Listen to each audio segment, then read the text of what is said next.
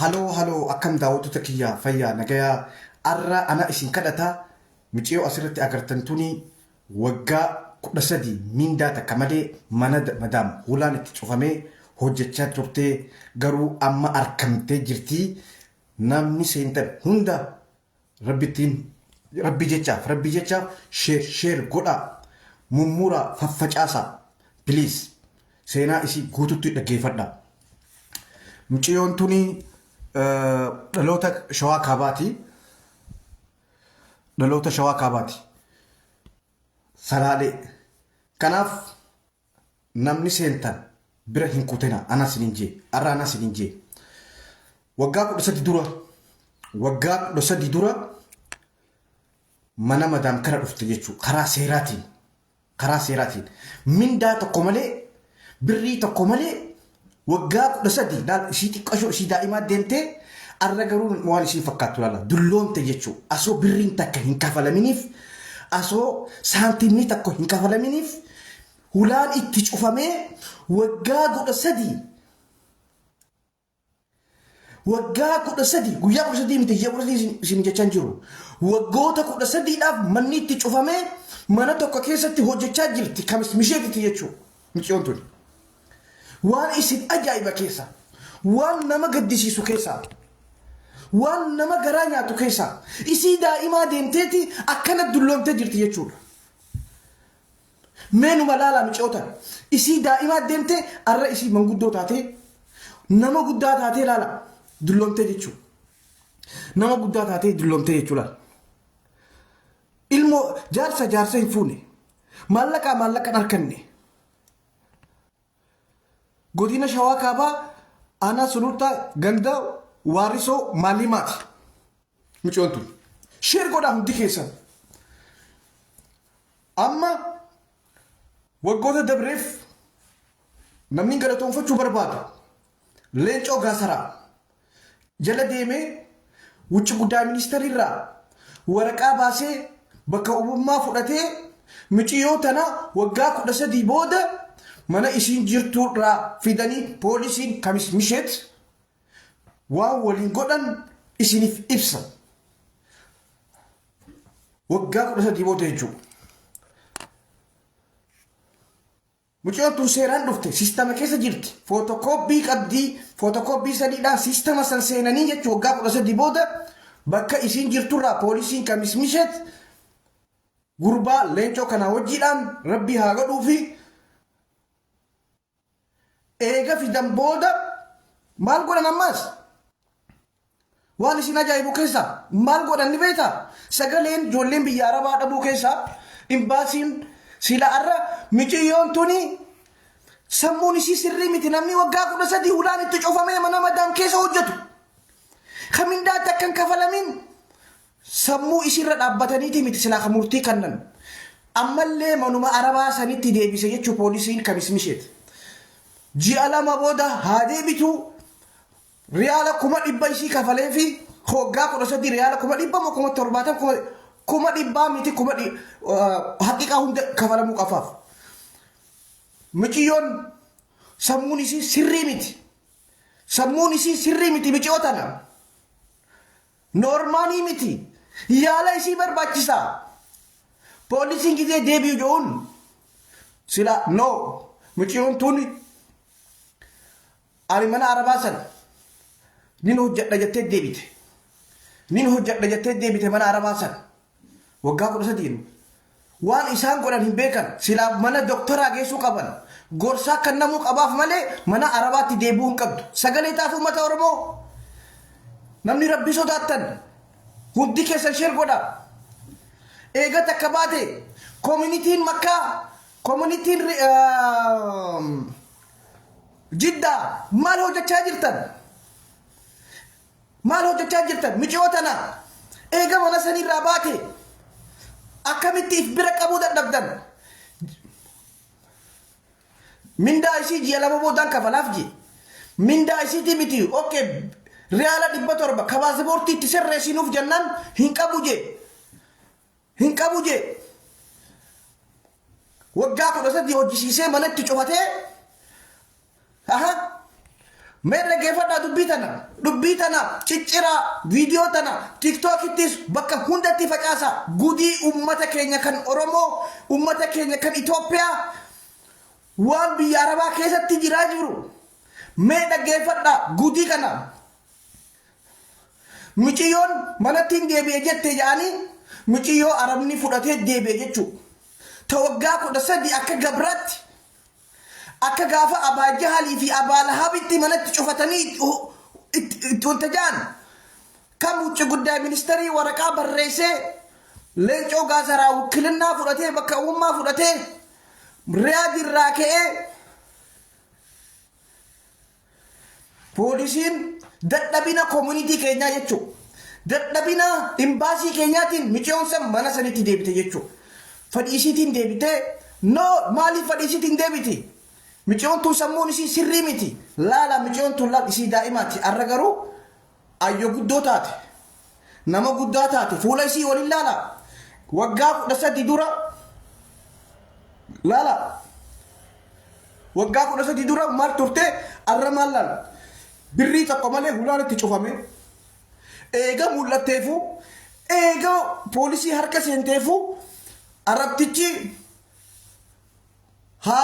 haasoo arabtichaatii fi haasoo michiyyoo asoon taane haquuqaa ilma namaa mirga ilma namaa ati waggaa 13 guutuu je'ee to'atamu asoo qabu ji'a lama na bira haa teessu mallaqa san boodaan ni kennaaf waggaa 13 kan kennineef eessaa fidee kennaaf yoo mootummaan Suudii haqiiqaa isaa dikaamaa ogaa isii dadhabina isiitii fi mindaa isii irraa hin kennineef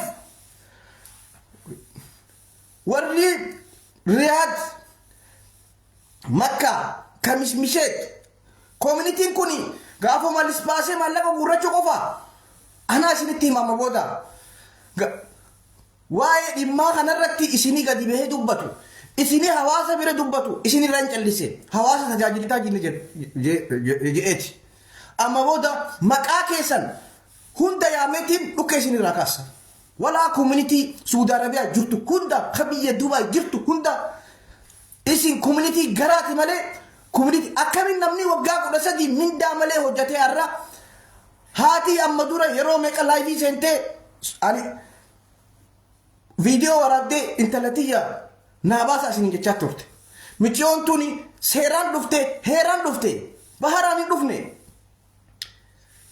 akkamitti isin manatti ol deebi'ee hojjatte michiyoon tuni sammuun isii sirriidha mana tokko keessatti waggaa 13 namni hidhame waggaa 13 hidhame mana tokko keessatti sammuu isii interview isii godhanii galuu barbaadamoo mana Arabaatti deebite jedhanii ishee akkamii gaafatan isiin fayyaan qabdu sammuun isii bakka aboo sheer godhi hundi keessan sheer godha namni ilaalaa jirtan hundi keessan sheer godha viidiyoo tana hundi keessan Facebook keessan irrattis feetanis gallakkisa nama waggaa 13 birri riyaala tokko malee hulaan itti cufamee akka gabraatti laal isii daa'ima isii amma laala isii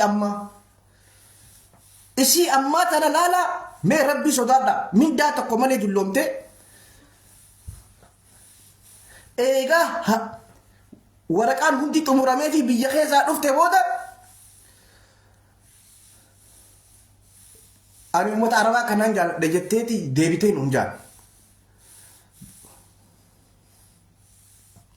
Hinta lagu wanne akkasii isii gaafachuu qaban inni to'atame isiin yaala harkachuu qabdi sammuu yaalaa gorsa yaalaa harkachuu qabdi malee isii akkamii gaafatan waan akkana isii irratti hundaa'anii michoon tuni arrabni jaanjeesee jira isii fuudhanii koominitiin bira kaa'ee mindaa isii irraa hoggaa 13 irraa fuudhee galchuu qaba malee mana Arabatti nama waggaa 13 haadhaa fi abbaarraa ukkaamsanii hulaa itti cufanii akka gabraa hojjatte mee laalame mee haadha qabdanii obboleetii qabdanii mee laalame ciyootan mee hankam takka dulloomte hin fuune maallaqa wanta hin jenne maali gabrummaan hanqana geesse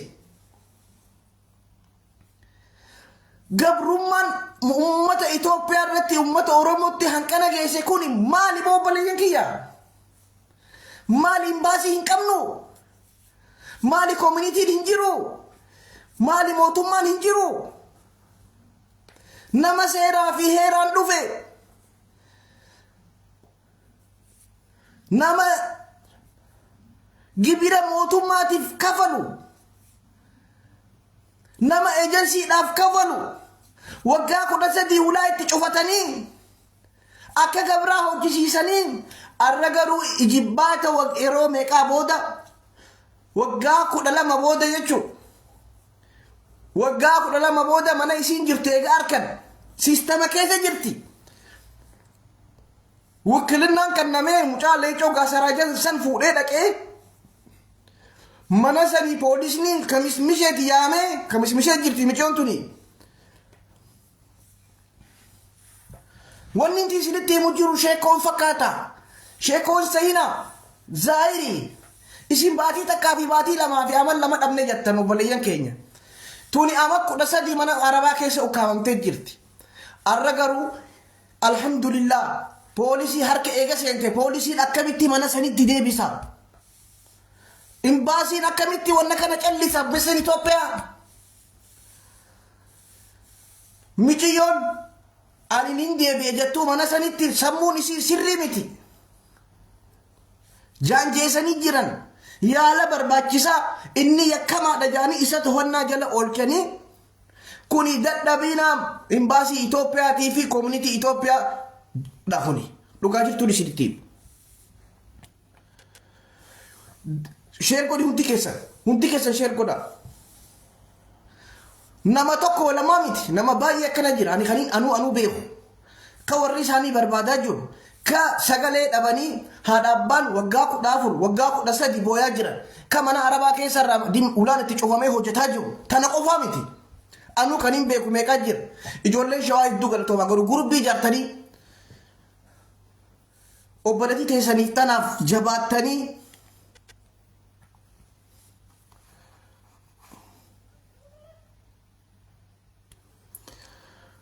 okay.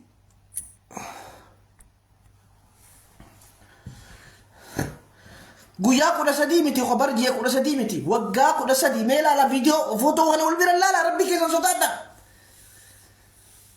Namni harmee qabu nama obboleetii qabu namni ilmoo shamarran jalaa qabu imimaa qabachuu hin danda'u. Intalatee akkana ishii daa'imaa deemtee julloomtee maallaqa qarshii takka malee gijee akka gulaatti cufame biyya mootummaa qabdutti. Arra garuu ka poolisii harka seentee dhiigni ishii bee ammaas mana sanitti deebi'uu kana garaan gube. Maal hojjechaa jirtan? Isiin akka feete haa jettu waan feete haa jettu olola akkanaa dhaba. Mucoon tun sammuun isii sirriidha. Sammuu isii sirrii miti yaala isii barbaachisa. Yaala sammuu yaalaati isii barbaachisa. Saayikoloojii doktara saayikoloojiiti isii barbaachisa. Warra isaanii hojiidhaan sammuu wanta godhu isii barbaachisa. Isin araboonni isii jaanjeessaniiti. Mindaa tokko malee ati nama seeraan dhufe firraa galchuu qabda. Mindaa kennuu qabdaaf jedhanii ka to'atamu qabu isa malee isa gaafatanii mucioon